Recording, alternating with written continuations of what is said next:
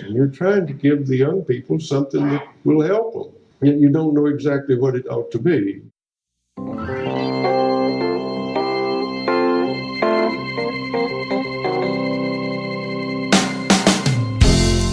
As always, thanks for tuning into the TeachThought podcast. My name is Drew Perkins. I'm the Director of TeachThought Professional Development. And if you've happened to find us through iTunes or some other listening portal, I invite you to check out our two websites, which are TeachThought.com, which is our main website, which has all of our blogging content, as well as TeachThought Professional Development's website, which is WeGrowTeachers.com, which has some of that content, but also much more information about the workshops and services that we help schools with worldwide. Also of note is a reminder that registration for our third annual summer learning event, TeachThought Grow 19, is ongoing. The dates are July 16th through 19th. We'll be back at the really great Fraser History Museum Loft in downtown Louisville, Kentucky. We're happy to be partnering with the National School Reform faculty for the pre-conference day, which is July 16th. And that is called Addressing Elephants, where we will use the learning of protocols, which is one of the specialties or the specialty of the National School Reform faculty, in ways that we can help our students learn how to have difficult conversations about difficult topics. So I'm really looking forward to co-facilitating that with the director of the NSRF, Michelle Mattoon. And then we'll go on to July 17th, 18th, and 19th, which is the main part of Grow 19 and centered around our popular Foundations of Project-Based Learning workshops. From those 3 days, you'll walk away with a better understanding of project-based learning, as well as a project for implementation in your classroom or in your school if you're a school leader. Just a side note, you can register for all 4 days of Grow 19, or you can register for the pre-conference day or the main 3 days separately as well. And again, details can be found at wegrowteachers.com/Grow19. Also, please remember that it's really helpful for us to spread the word if you share the podcasts and review them wherever you listen. It helps us to get more listeners, which helps us to get better guests and more guests, and hopefully you find it helpful in thinking more deeply about education and your teaching craft.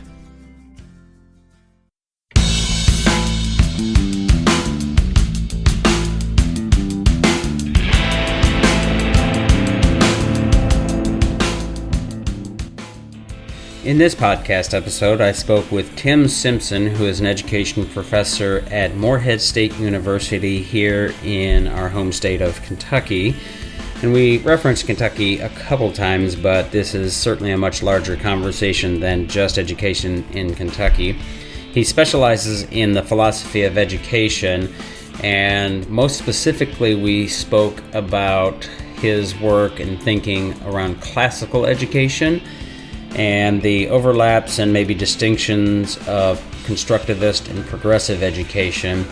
So our pieces that we talked about were defining classical education and the purpose of education and really clarifying those things. We touched on accountability, what he calls replication versus maybe more application, and then what he would think is more powerful, which is interpretive education. We talked on the thorny issue of the measures of success and how the role of inquiry plays in that, as well as what I would call essential questions. We touched on how we might ensure quality teaching and learning, not just relying on the narrow metrics of tests and scores and accountability measures that are more traditional, as well as teacher prep and how we might shift our teachers away from being just technicians to more thoughtful and rich uses of knowledge and inquiry. So really thoughtful and sort of exciting conversation because I thought there were lots of overlaps and ways that we can really shift our thinking about education. I hope you find the podcast interesting and helpful. And without further ado, here's Tim Simpson. Tim, welcome to the podcast. I am going to give you the opportunity, as I like to do with all of our guests, to let you introduce yourself, because you can probably do that a little bit better than I can. Well, thank you, Drew. It's a pleasure to be with you. I always remain surprised when people ask to speak with me about these issues, because I feel the more I'm in higher education, the less I really know. So I hope I'm able to provide something of use to you and your listeners today. But I came to education through a very circuitous route. I went to Morehead State to receive a bachelor's in philosophy and psychology, and actually never thought about education. But then when I went to get my master's in philosophy at Miami University in Oxford, Ohio, I found myself gravitating towards Plato, and especially Plato's Republic. And I ended up writing my master's thesis on Plato's Republic, Book 7, The Allegory of the Cave, one of the most famous images of education in the history of Western civilization. And so my interest began to turn to education from there, especially this unique relationship between Socrates and his interlocutors, and what it meant to sort of come out of the cave. And so from there, I really had no idea what to do, because most philosophy programs don't focus on education. But unbeknownst to me, there's a handful of programs across the country that focus on philosophy of education. And so I went to the University of Illinois at Urbana-Champaign and studied philosophy of education and received my PhD in philosophy of education, further studying Socrates, Plato, and mostly the ancient view of education, which provided me a unique perspective to think about contemporary matters. From there, I was hired at Morehead State University in 2003 as an assistant professor of education, first as an instructor, then as an assistant professor of education. And I'm celebrating my 15th year here at Morehead State, and I'm delighted to be here. Everything I say today, of course, though, doesn't represent Morehead State. It represents me and me alone.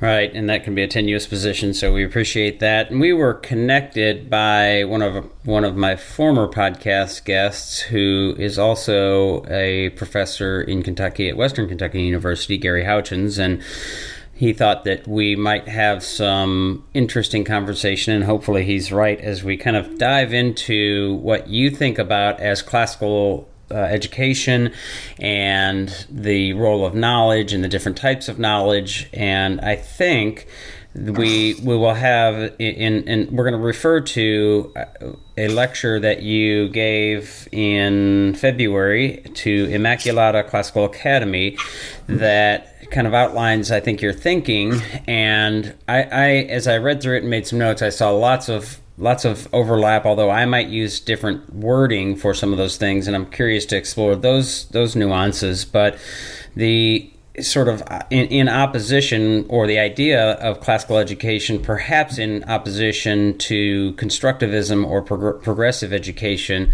and how that looks, and those kinds of things. So with that in mind, if I can get you to give sort of a working definition of classical education, how do you define classical education? Well, Drew, may I first say that give a little bit of history of how I came to be of interest in classical ed. Yeah. It sort of came out of nowhere. I went to public schools and received a fine education. I think it served me well. But I did not receive a classical education. I did not know what a classical education was growing up. I didn't know what a classical education was as a bachelor's student or a master's student. I only began to have some understanding of it in my PhD program, where I found, I'm not even sure how, through some of the sources I was reading, that there was this thing called classical education. A couple of the folks that sort of began to interest me, and I began to see this term, were people like Mortimer Adler, Robert Hutchins, Joseph Pieper, Alan Bloom. These types of readings began to turn me on to this thing called classical ed, which I didn't know much about. And so I began to look into it a little bit further, but it wasn't it wasn't until I attended a seminar some years ago on classical education that I myself began to really understand it. And having never taught in a classical ed school, having never grown up in a classical ed school, I still have much to learn about what classical ed is. And I'm sure there's people that are much more authoritative in terms of their knowledge of classical education. But if I was to define it quite simply and for the purposes of our broadcast, I'd say classical education has a purpose first, and the purpose is to educate young people in wisdom and in virtue, in words and actions. And with that as the purpose, then you turn to the question, well, how is that done? And broadly speaking, I think it's done through a rigorous knowledge or content-based curriculum that tries to provide challenging opportunities and exercises, primarily focused on exposure to great works of all kinds, whether it be music or art or especially, right, books.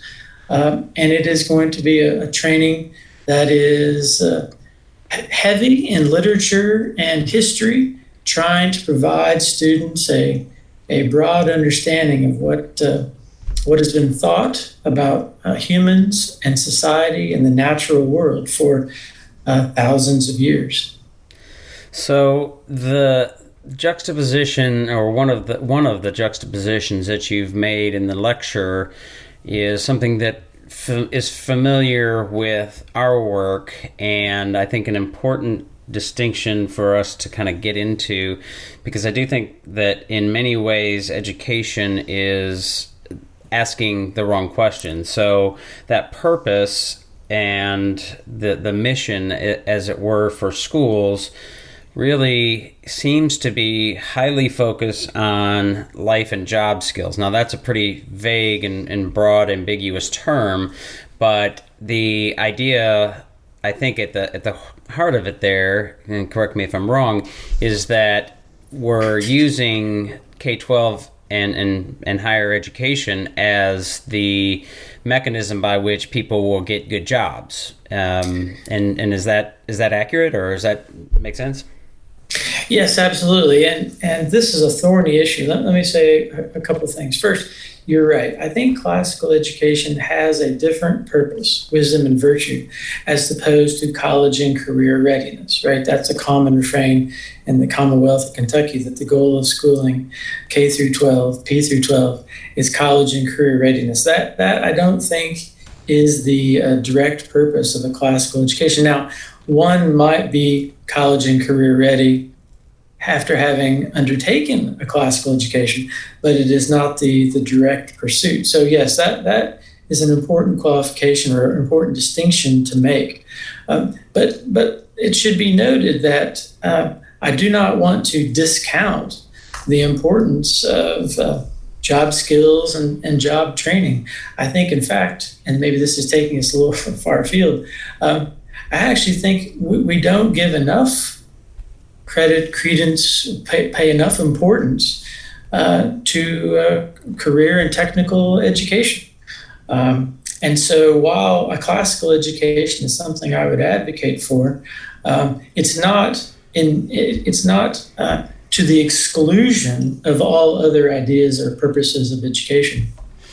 Well, see, that resonates with me, because what I think about because what we help teachers do and what we advocate for is similar in lots of ways, is that the idea of preparing students to be better humans and to be happy and smart and thoughtful and curious and all of those kinds of things, which is similar to sort of the wisdom and virtue that you mentioned, but it's not at the exclusion of being college career ready. Or one of the criticisms of constructivist progressive education is, and I think there's some truth here, but only in poorly done constructivist progressive education, is that knowledge is and content is not a feature and a focus. But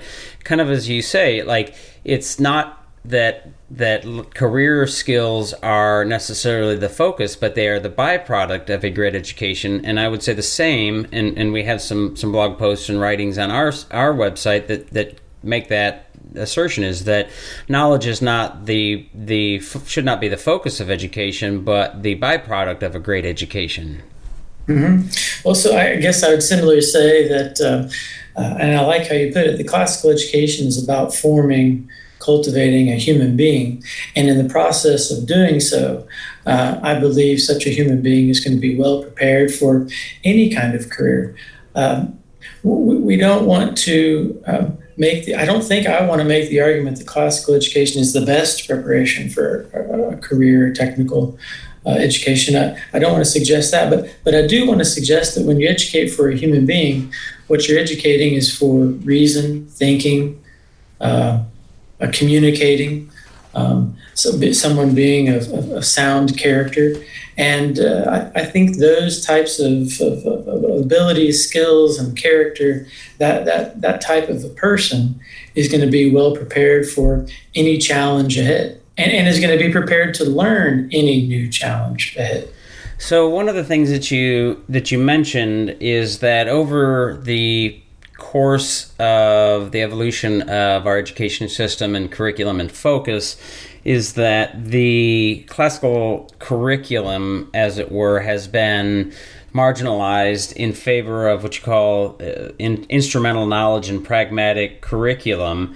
And while I don't disagree with that, I guess in the abstract sense, I also, as I was reading it, made a note and said, has it? And not because I don't think that classical education has been marginalized so much, but I wonder how pragmatic and effective the current curriculum is. I don't know if you have any thoughts about that part.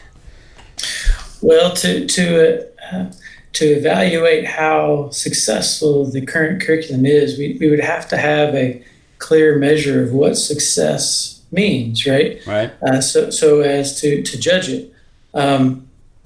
So we'd have to come up with that. And I don't know what your definition of success would be by which to judge the contemporary curriculum. But if we just go by what the Commonwealth of Kentucky, for example, says, college and career readiness, what you could do is you could go, I assume, to the Kentucky Department of Education, pull up their statistics, go to each school report card, and see how they're doing on the measures to determine its success. The problem with the classical education is that the notions of success are not easily, or if at all, quantifiable in the ways in which I think contemporary education today wants to do it. I mean, it's nice when we can measure things, because when we can measure things, then we can see progress, we can see regress. When we measure things, we can tell if our investments are meaningful and they're making a difference. But when your objectives are not quantifiable, it's just more difficult to adjudicate, evaluate whether or not we're being successful. But in my opinion, I don't think we should throw out those non-quantifiable goals and objectives. Rather, we may need to think differently about how we go about judging the success of a school. So public schools, I think, do a great service. They're one of the most sort of noble missions of our nation and in our nation's history. And what they've been able to do with all the social, political, economic forces that play a role in both constraining as well as supporting them is incredible. And our public schools should be lauded for all that they are able to do. However, if we're only interested in measuring quantifiably how it is our students and teachers do, I think we are losing something in the process.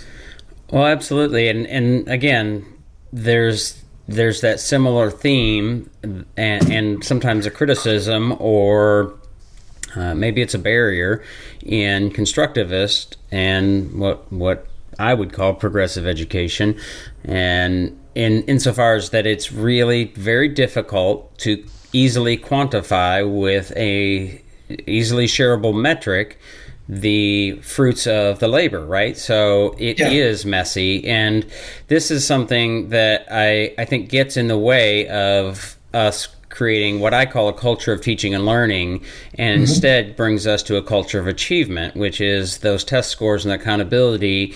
And one of the things that I think is a reality, and Gary and I actually talk about this and disagree about this. I'm curious your thinking on this, is that I think that tests and scores and accountability and that culture of achievement is a really heavy weight on the shoulders of our teachers and our schools, whether it's, really explicit, or if it's just, as you sort of say about knowledge, is just tacit. It's just sort of always there. Now, Gary seems to think that that's either not very present, or maybe the perception is there, but that perception isn't as real as many teachers think. So, but what, so you mentioned, and we're both in Kentucky, but our audience is international, and I hear this kind of thing on a regular basis. I was in Ecuador last week working with a school, and I hear some of the same things. I was in Rio a year ago. We work with schools around the world, and you hear some of those same complaints. And the thing that you note here is our governor here in Kentucky, Bevin, and certainly our current education commissioner is pretty focused on those tests and scores and closing those achievement gaps. And to me, that feels like a pretty heavy weight. Do you see that in your work with teachers?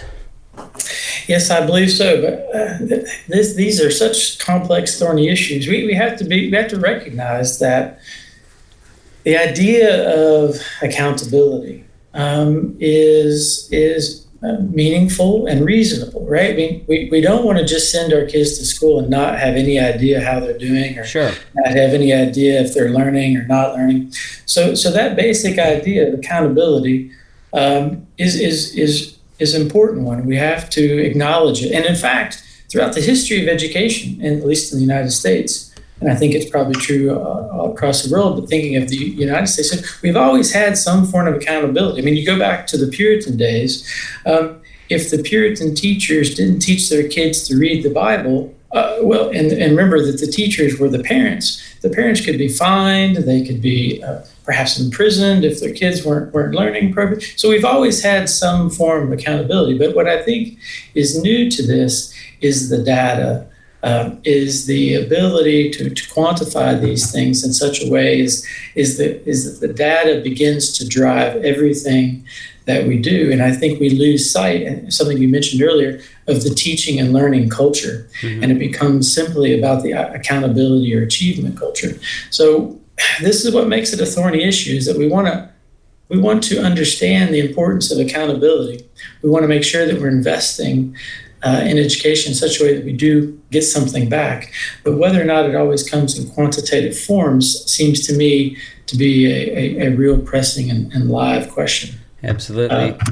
So then how do you... go ahead. Pardon me. But one other thing, I also want to get to your point about the pressure on teachers. Okay. And I think you're right. And I don't have the statistics in front of me, but it's always been my understanding, I don't know where I got this, that the average sort of tenure of a teacher may only be 3 to 4 years. Now, of course, we all know teachers that have been there 20, 25 years, outstanding teachers, but we also know a lot of teachers that are gone after a year, after 2. And I think part of what is leading to a high turnover rate is not that that the teachers don't enjoy teaching, that they don't enjoy their students, but what they're finding is that the accountability processes, the accountability paperwork detracts or subtracts from their passion for teaching and learning. And so they get burnt out easier because their passion cannot be unleashed because their energy is directed to these other things, accountability and achievement, not teaching and learning.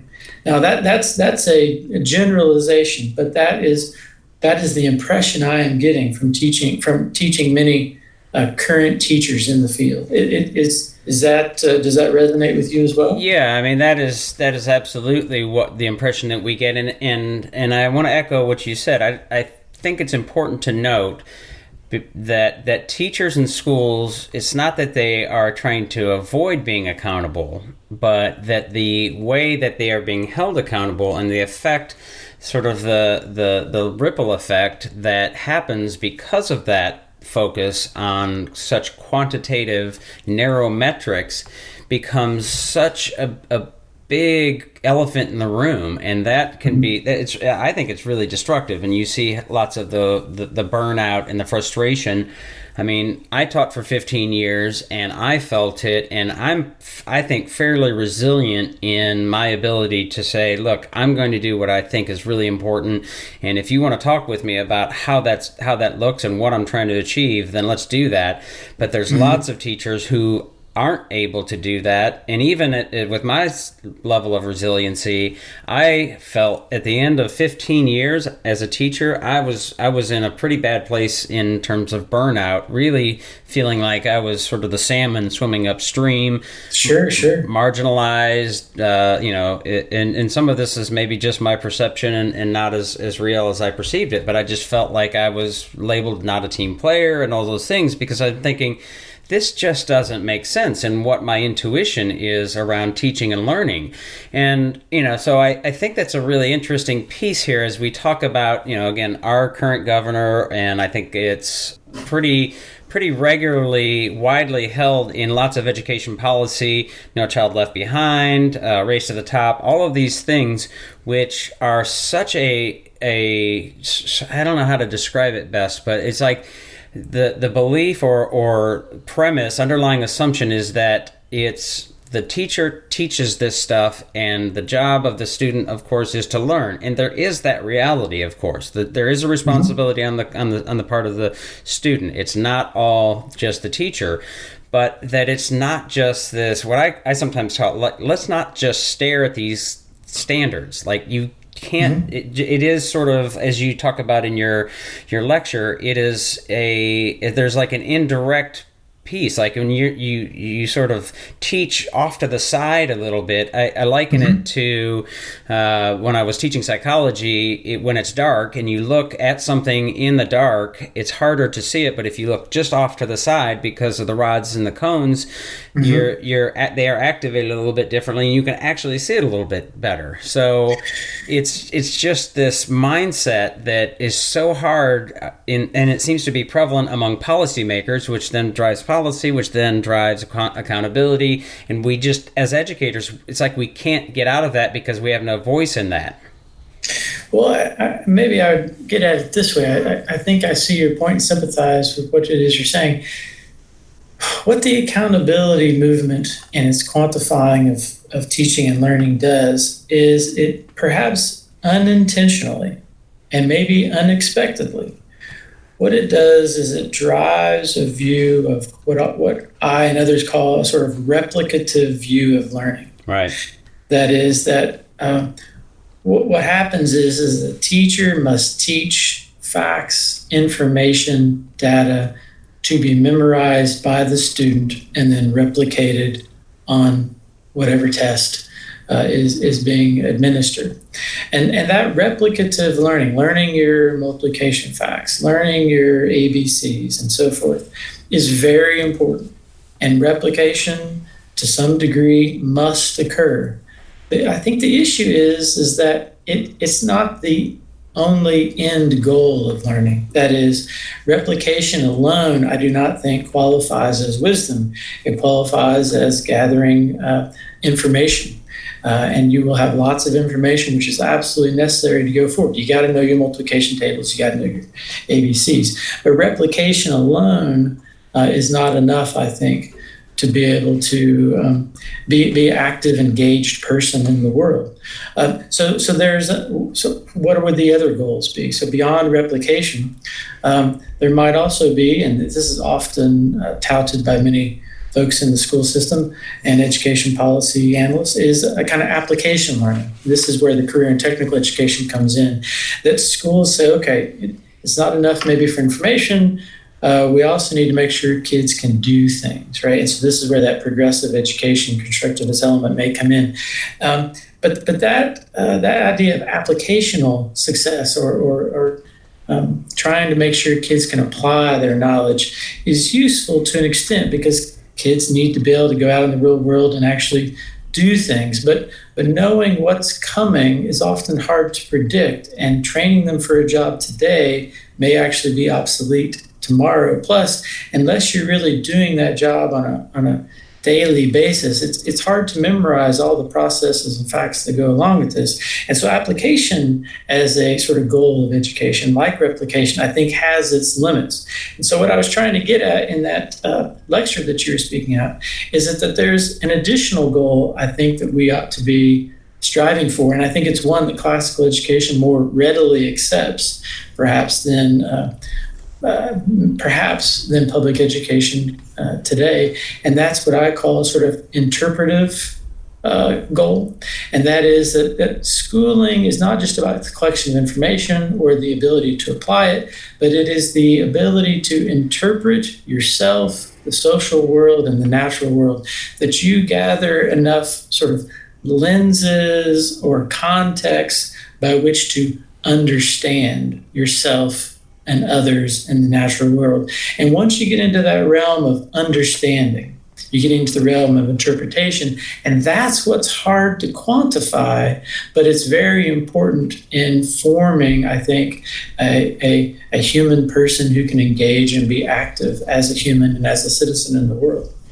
Yeah, so the replicative, the replication, which is kind of at that direct instruction, memorization, recitation of content knowledge, which is, that idea that, and nobody, I think, in their right mind would argue that the point of school is to get good at school, but that's kind of it, right? I mean, we're trying to get them to be better at school, which there's certainly some value in being better at the processes that school does.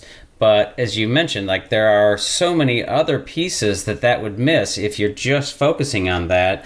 And one of the things that you note, and again, this is, I find so many overlaps here in classical versus what I would say constructivist, in sort of the pursuit of and then the use of or the application of either of those.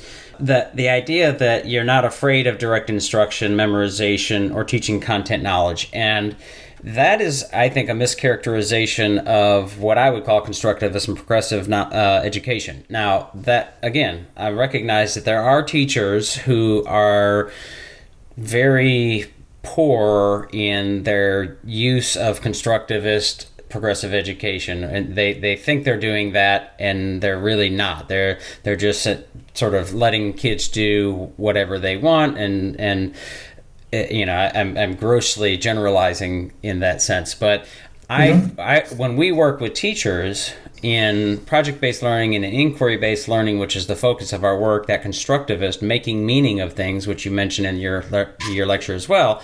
Look, there is a place for direct instruction. There are things that you will memorize, but what we want to think about is how do we do those things in a context, which I think is similar to what you're talking about, that interpretation, right? That you're able to use that knowledge. And when we use that knowledge, the memorization and the understanding comes with it, as opposed to, we don't want a plumber showing up to our house who can only recite a list of things that they know. We want them to be able to fix our toilet or whatever, So there's that difference, right?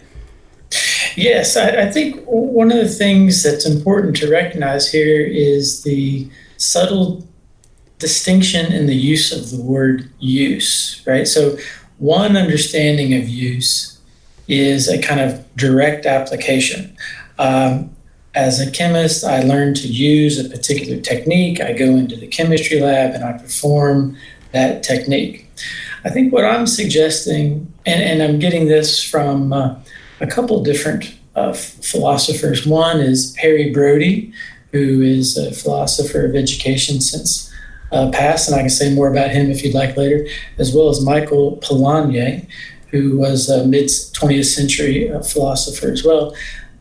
What they've helped me understand is a different understanding of use. That is, not simply in the sort of physical application of a technique, but use in the sense of contextual understanding of a situation.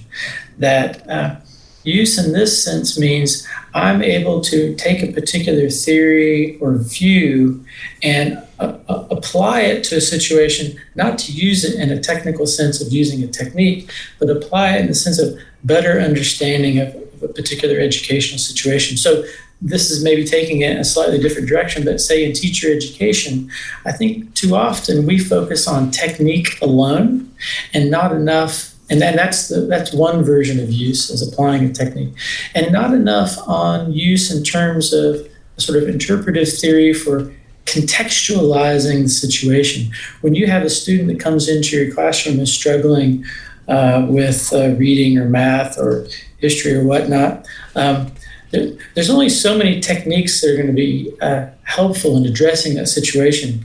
What you must do is kind of take a step back and understand use in a different sense of providing a context for understanding that situation, understanding that student, understanding the problem, so as to better understand the whole teaching and learning interaction. And from that sort of richer, deeper vantage point, I think you are now going to be a better teacher because you can address the situation in a more subtle way in which you could before. So what I'm trying to do is just make a subtle distinction between use. Use doesn't have to be simply applying a technique. Use can be a more indirect a view of sort of understanding or contextualizing a situation. I may have taken this too far afield, but I just wanted to make that distinction about use. No, I think that's helpful, and I think that it highlights the point that I maybe clumsily am trying to make, is that contextualization is such an important piece here. And when we work with teachers in, again, project-based learning specifically, we're talking about how do we pull thinking from students? How do we use inquiry to pull those things and help them understand and think about what they need to know and learn in order to do what the challenge before them is? But that the content, and so the content that we're hoping to teach and the cognitive terrain that we want them to traverse is there, that it is designed so that they will have to do that, and that in itself is the content.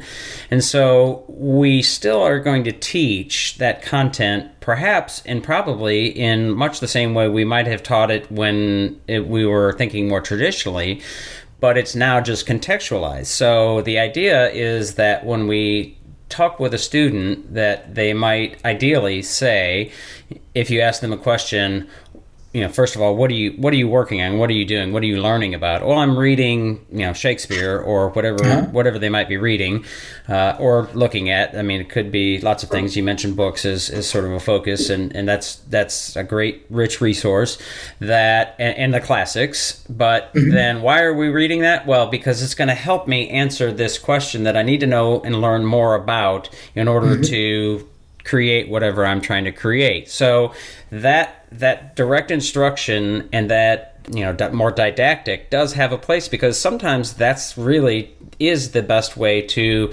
communicate information. Sometimes it's not. Sometimes there are other ways that are more constructivist, and so there's that balance, but that the content, it is still content rich.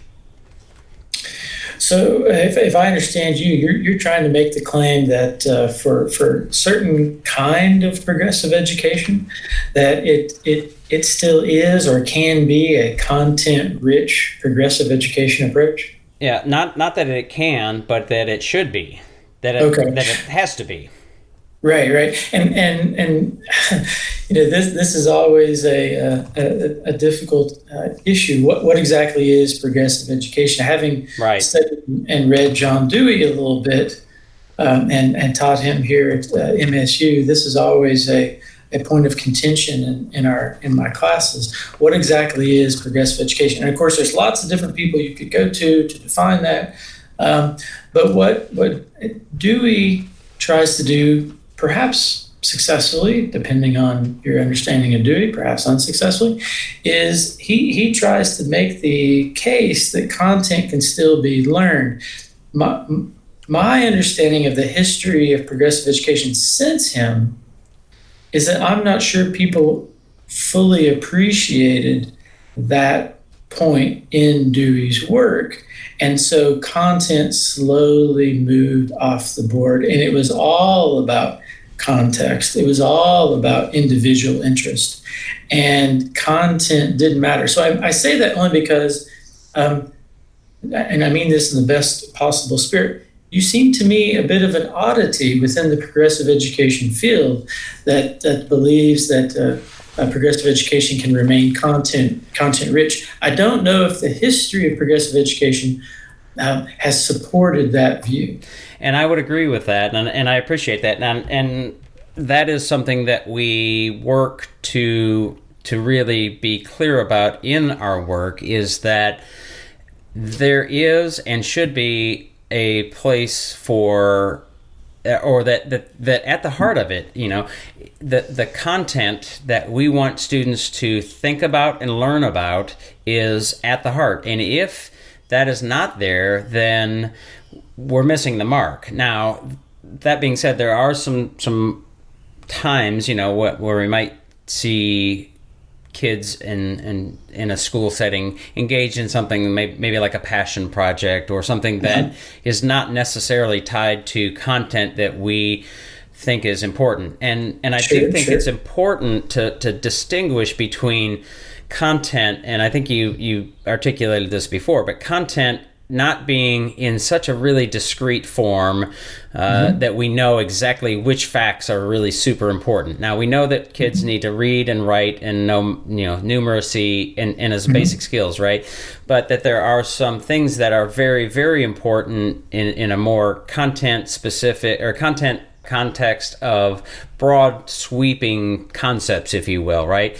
And so, for example, when I taught history for years, and I think that history is taught in traditional schools in such a bizarre way, and I find it so odd in that we often tend to use it as sort of like a laundry list of facts that we're supposed to be learning about. Sure, that's exactly right. Yeah, and there are, to be fair, there's lots of history teachers who don't do it that way, but the question I ask is, about any content, is why is this important? Why should students and adults know this or think about this, right?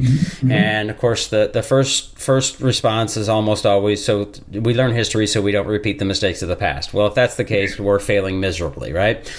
So let's put that one aside. And I think it's reasonable to say, and I think you even mentioned something about this, or at least tangentially to this, is that we want to build great citizens or something like that, right? Active, engaged citizens. Right. And to do that, though, one of the things that we need to know is our history. So when it strikes me that maybe we should focus on courses that help us to build better active, engaged citizens. And in that process, what do we need to know and learn? Well, we need to know and learn about history. So then it becomes contextualized, and that content is really, really important, because you can't be in a democracy, in a well-functioning democracy, you can't have citizenry that is not historically at least somewhat knowledgeable. And honestly, I think that's part of the problem right now.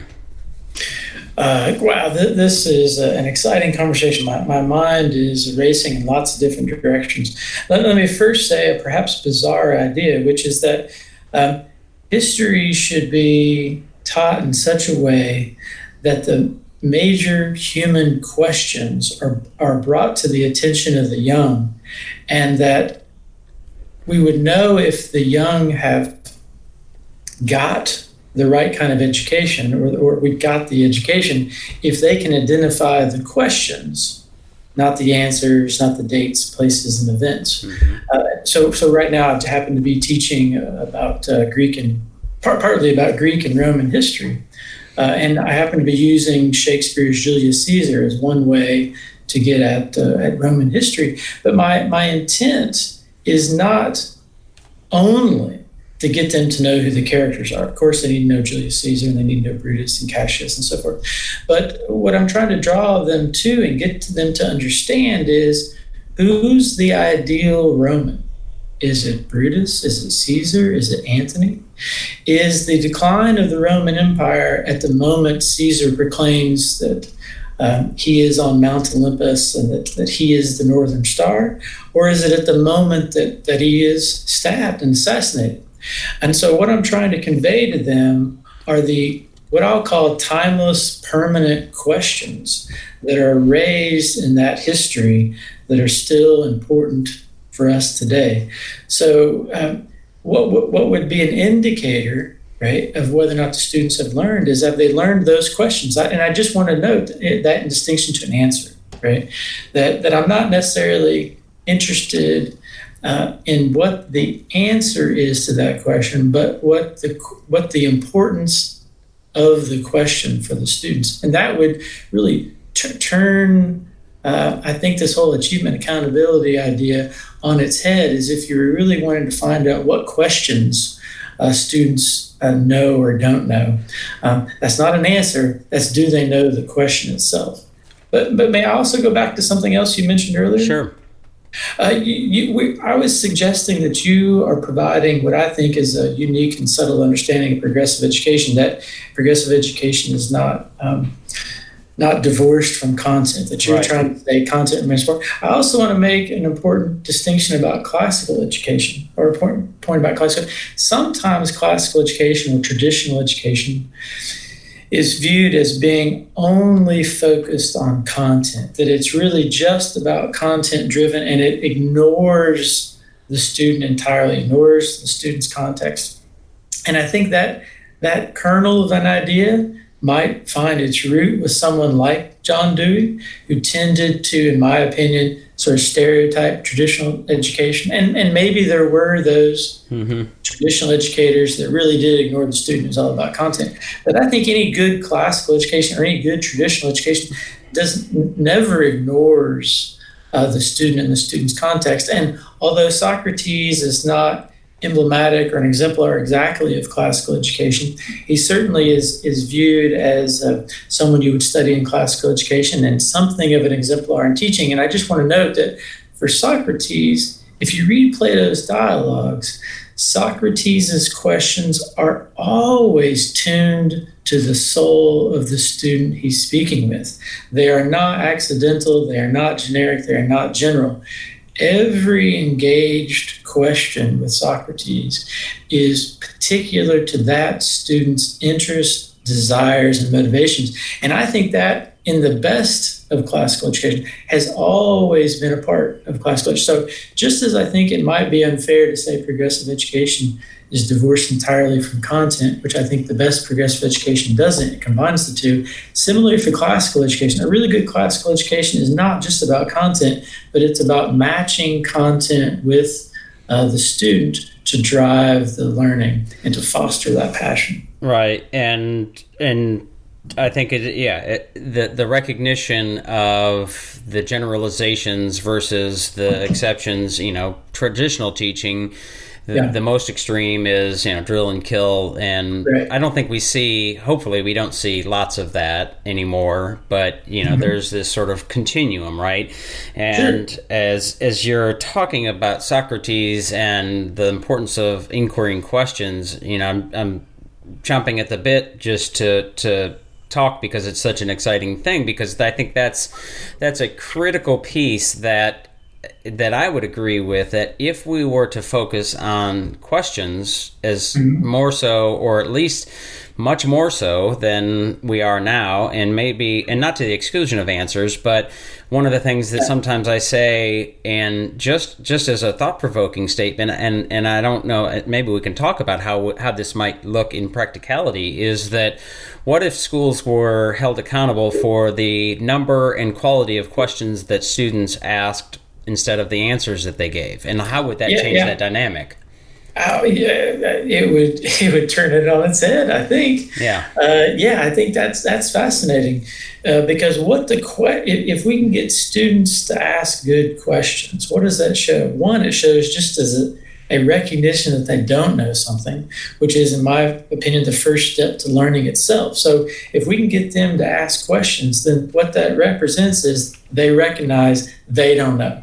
Second, it also demonstrates that they have a desire to know, because they're asking a question to find out more. If you just stopped there, that'd be a pretty good student. I recognize I don't know. I have a desire to know. But then if we look at actually the quality of the question itself and how they're able to construct it and how they're able to relate it to whatever the particular issue is, then what we are approaching is a thinking person.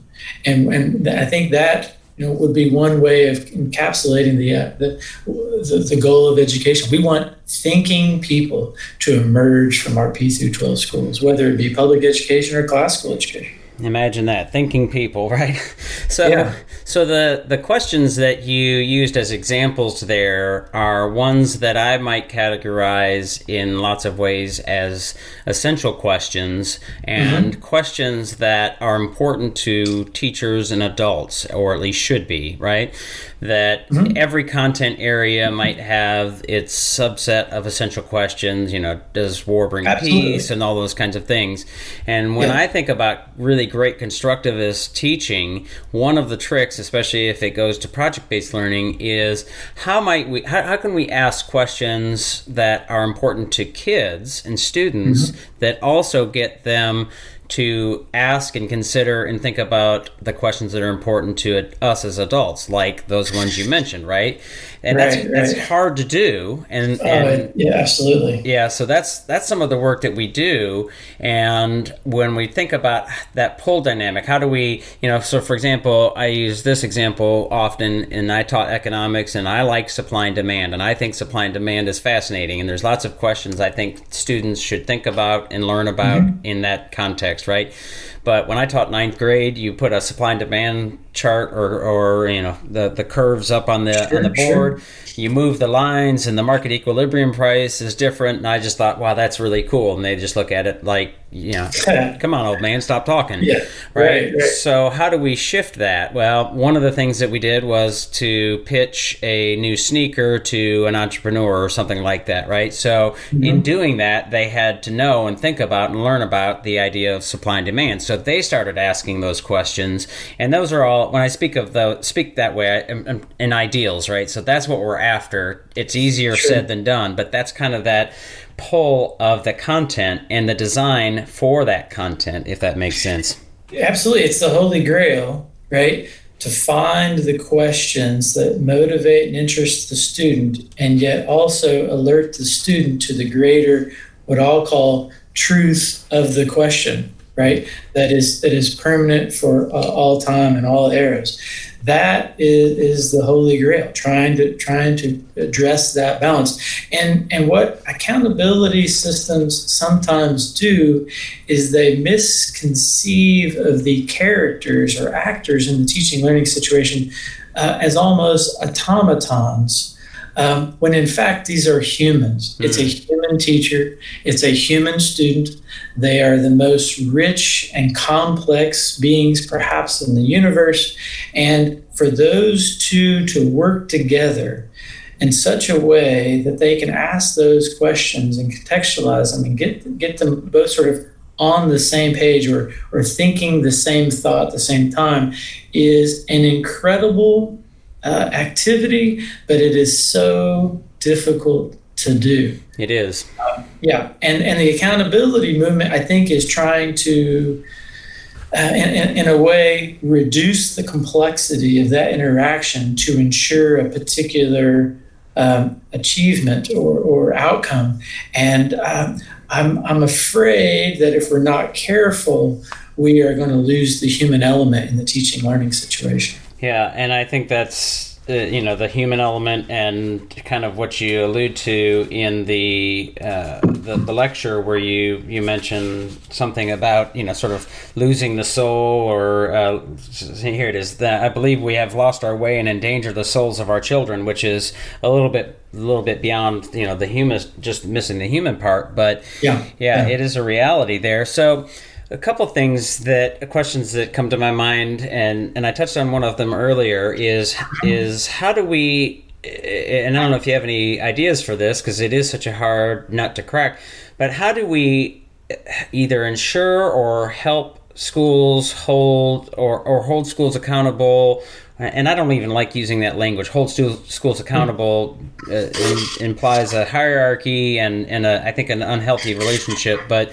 let's just go with that for now. So thinking about how do we ensure that schools are doing what I would call quality teaching and learning, and I think you have similar ideas in that sense, and because of the quantitative measures and the metrics that we do have and are using aren't doing that in large part. As a matter of fact, they may be doing quite the opposite.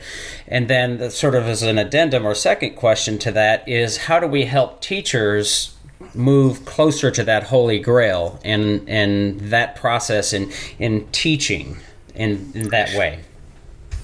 Wow. Those are really big, difficult questions, and I won't be able to do them justice in the limited time that we have. But I'll give some indications of perhaps where we could go. I want to make sure that I'm clear here. Accountability, I think, has to occur. Mm-hmm. Quantitative accountability is a useful product to use within a larger understanding of how to hold schools accountable for whatever it is they do. I would agree. So I'm not saying you just get rid of all the data and the tests. Correct. But I am suggesting that can't be the be all end all of what is being used to judge or evaluate a school. So a couple real quick thoughts. One is that you're going to have to require, or I think you're going to have to acknowledge that some learning by students will not be quantifiable. And then I think you're going to have to, and this is a little bit tenuous on my part. I'm a little nervous in saying it, but I think there's some great truth to this. You have to trust the professional judgment of the teachers and schools themselves to identify when someone has met the bar and when they haven't. In my opinion, teachers should be considered professionals. As a professional, we should trust that we have given them the skills and knowledge they need to make these types of judgments. They're the ones that are closest to the students. They're the ones that I think are going to be best able to judge that particular student. Now, how far you go with that, I understand is difficult, and I recognize that there might be some issues of trust there. But sometimes I think we shortchange our professionals in the classroom by demanding these outside accountability measures. Now, what do we do for teachers? I think that was your second question. How can we get them involved? Yeah. Well, I think we have to rethink teacher preparation. Right now, given the sort of quantifiable accountability movement, I think we are in teacher education too often training teachers to be technicians by providing them techniques and processes and algorithms and evidence-based strategies that we expect them to memorize and execute so as to gain the correct achievement scores. I think we do a disservice to teachers if we go down too far on that path, because I think that we turn teachers not into professionals, but into technicians. And so to get to the professional, I think what we need to do is ensure that teachers have the content knowledge necessary to teach their subject, the contextual knowledge necessary to interpret the teaching learning situation, and lots of practice at the skill of teaching.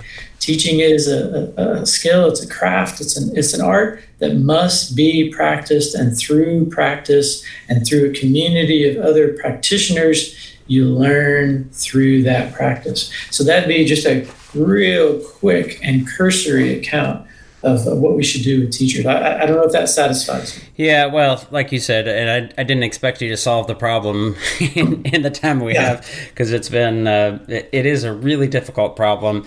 And as you mentioned, it it's a tenuous thing to say that we have, that we can trust the teachers as professionals. And I say that often. I was in, like I said, Ecuador last week. I was talking with some teachers, and they said, we were talking about a rubric and assessment. And they said, well, isn't that terribly subjective? And I said, what's wrong with that? Like, so you're the professional, and you're the one that we should be trusting to make that judgment. But as part of all of that ecosystem, of course, as you mentioned, we have what I would say misguided in that sense, poor teacher preparation. We have workplace environments and cultures and pay, all of those things and more that contribute to maybe not the best folks getting into teaching and or having been trained in a way that doesn't really align with that. And I mean, it's a really complex problem. And you're always going to have, in any profession, in any place, you're going to have that range of people who are really high processor speed and are going to pick up on things and move really quickly, some that are more middle of the road, and then some that are going to struggle. And how do we get those folks who might struggle to become great teachers, to become good and or great teachers? And that's a really difficult thing. And I think that one of the problems that we've encountered in the teaching profession is that the people who are not teachers, first of all, they don't recognize how hard it is to be a teacher. And that is, I've made that distinction recently insofar as that it's not so much hard to teach, but it's really hard to be a teacher. And that there's a distinction there, but that they look and they say, teachers have the summer off. They deprofessionalize the profession of teaching, and so we're going to reduce it to things that are almost, like you said, automated so that anybody could do it. And therein lies a low ceiling that we're missing out on so many opportunities. Yeah. Yes. I'm not sure I could say it better. Yeah. So a couple other things before we depart this conversation. There's so much that we could talk about, but the idea, and I think is important and helpful, the idea of what you call tacit knowledge and focal knowledge, right? Yes. So what I've been doing recently in my research, thanks to a good friend named John Fennell, is I've been reading more about reading by a philosopher, Michael Polanyi, who is famous for an epistemological idea called sort of the tacit dimension or tacit knowing. And I won't be able to do it justice, but the idea that he's developing is that when we know something, right, we have some object in mind, but that object in mind is sort of interpreted by a number of tacit, it's interpreted through a kind of lens that he calls a tacit lens or tacit knowing. That is, we understand an object, say the Statue of Liberty, by bringing to bear a number of other things, some of which we can't even account for, that helps us see that statue, understand the meanings and context of that statue, the history of that statue, and that some of these things we can't recall or replicate, and yet are still active in our knowing. And so I've then taken that idea and worked with a philosopher of education named Harry Broudy, who helped understand what that might mean for education. And in short, what Harry Broudy begins to unpack is that general education or classical education, what that allows a student to do is to enrich what he calls your illusionary store, which is just all those things you do to interpret yourself, the social world, and the natural world. And these things aren't always going to be replicative. That is, they're not always going to be showing up on an achievement test, and yet they are an important piece of knowledge we use without knowing we use it to understand ourselves and the natural and social world. And so if people are interested in knowing a little bit more about Michael Polanyi, Harry Broudy, this idea of tacit knowledge, and especially how it might impact teacher education programs, which is what I've been writing about recently. There's, in July of this year, 2019, in a journal called Tradition and Discovery, it's a journal that's dedicated to Michael Polanyi, I'll be publishing a piece on this idea of tacit knowing and teacher preparation. So if people are interested in knowing more about this, they'd be able to check out the July 2019 issue of Tradition and Discovery. Okay. Now, I'll warn you that it's a bit dense, and it does rely upon this philosopher, Michael Polanyi. But I think anyone in education, especially in teacher preparation or teacher, will be able to understand what it is I'm getting at and how it is I'm suggesting teacher preparation may need to shift in order to provide a better and what I would call professional teacher. Yeah, and so when I think about the way you distinguish between those types of knowledge, and I think that they're really helpful, it's almost like an availability heuristic in a sense, right? And so we're widening that availability heuristic, right? Yes, and yes. As we think about how we teach and shifting from trying to build what we call content area experts, which I think, first of all, is unreasonable because almost no kid, if any, ever leaves a class with all of the knowledge that could possibly be learned in that content, right? That seems unreasonable. But more so, and more importantly, to get at this tacit knowledge thing is that they are being able to think like a content area expert, which means, of course, that they need that content area understanding in a way that they can be fluent with. I think that's an excellent way to put it. We're trying to not fill the minds of all the possible scientific knowledge that's available, but we are trying to get them to have enough content knowledge such that they can think like the scientist thinks. They can think like the writer of Shakespeare, what he is trying to convey.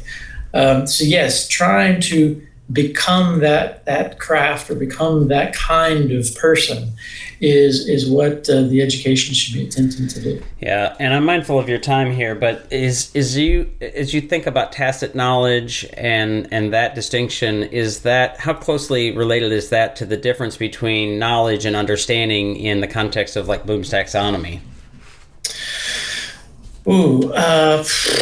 It's been a while since I looked at Bloom's taxonomy, so I am struggling to recall the specifics. So at the bottom now, I think, is remembering and understanding. Basically, so the idea that I think about is that knowledge is important, but an understanding is a better use because it is something you can use, right? So you know about plumbing, but can you use it, right? Mm-hmm. Maybe the distinction I would get at is there's memorizing information as distinct from understanding the information you memorize. Right. If that maps onto Bloom, then that's great. But I think for Polanyi, what he's trying to suggest is there's information we know, but then there is the understanding of that information that helps us interpret other information we may come to, but it's not always recallable at that moment of interpretation. Yeah.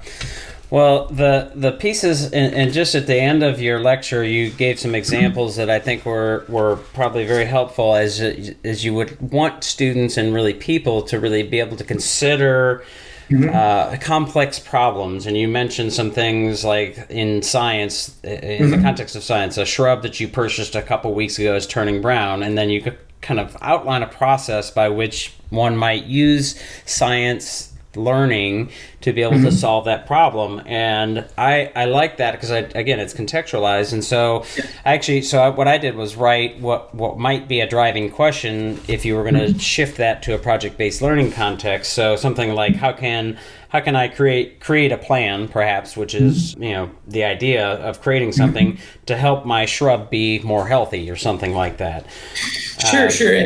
And notice that when you look at, this is part of what the tacit knowing is trying to get you to see, is that when you look at that dying shrub, you're not just looking at a dying shrub, you're seeing that dying shrub through a set of lenses. And if you have received a quality science education, then you're seeing that dying shrub is going to be enriched. You're going to see the brown leaves and say, that's an indication, that's a sign of something. What is that a sign of? And you go down that road. So the content-rich science education affords you an opportunity to see that dying shrub in a richer, more meaningful way.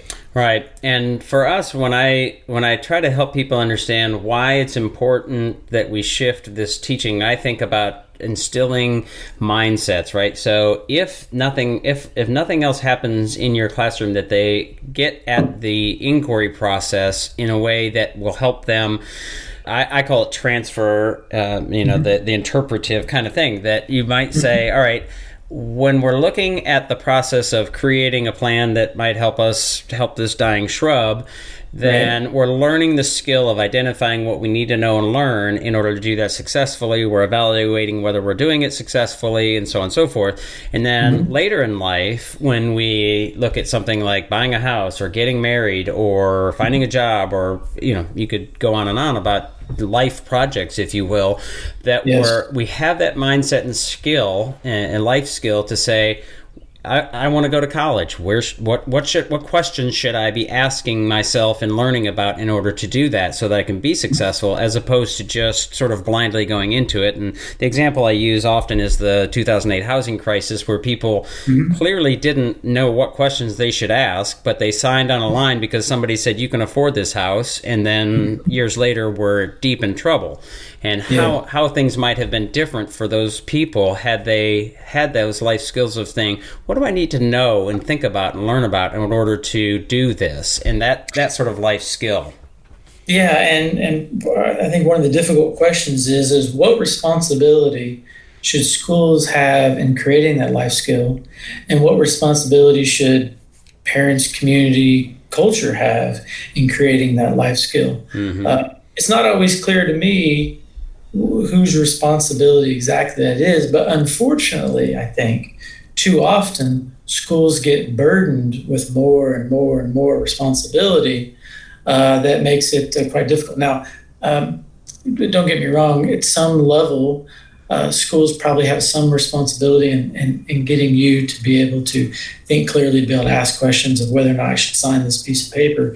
But I'm only trying to make the point that I think too often, and maybe unfairly, schools continue to get burdened with solving social problems that maybe they don't deserve to be held responsible for. Oh, absolutely. We are certainly the proxy for good parenting way too often. And I think that's unsustainable and a really heavy burden.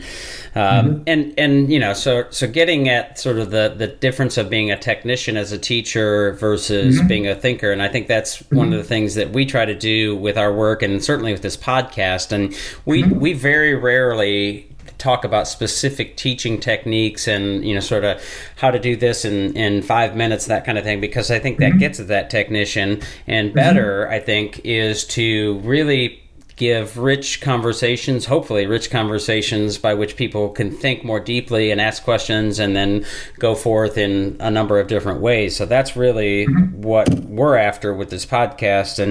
And I appreciate the conversation. It's been, like I said, I figured, I knew that we had lots of overlap. And I think classical education is clearly, it's inquiry based, so that's a huge overlap. And again, a mischaracterization, it's nice to be able to clear up that mischaracterization. And I would agree with you that probably we are outliers, and unfortunately outliers, in what at least some, I don't know if it's a majority, it's hard to tell what classic or what progressive and constructivist education might look like. But before we get off here, are there things that you'd like to share, folks, that ways that folks might find your work? I know you mentioned the journal coming out in July, but anything else, any places that they should find you, and if they want to ask questions or learn more about you?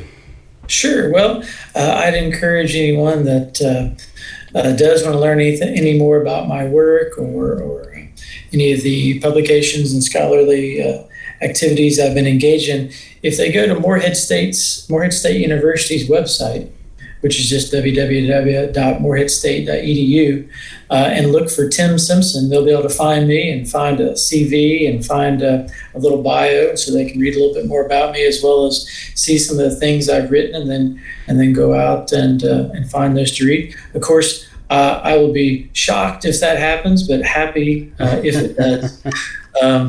But let me also say, Drew, it's just been an honor and a privilege and a pleasure to be asked to participate in this podcast. And I feel like over the course of the hour, we've really hit upon a number of thorny but important educational questions, and I hope what listeners have taken is the identification of these questions. I don't think either of us proclaim to know all the answers, but it's important to understand the importance of these questions. Yeah, it has been a fun conversation. I wish we could have this conversation in front of some policymakers and with policymakers in a way that might help them better understand it, because it is a frustrating, I think, both of us and many of us who do this kind of work are frustrated by where we are and where we think we could be and should be. So, sure. Yeah. So thanks so much for your time, and we'll try to put those some of those things on the show notes as well. So if folks are listening, we'll try to link to the Morehead State website where you can find Tim's work and those kinds of things, as well as some of the names that he mentioned as well. So thanks, Tim. Thank you, Drew. I appreciate it. That'll do it for today's podcast episode. Thanks again for tuning in. Don't forget to review us and share us on your network so we can grow our audience to better meet your needs. Also, don't forget to find us on our websites, TeachThought.com and WeGrowTeachers.com, as well as our various social media outlets.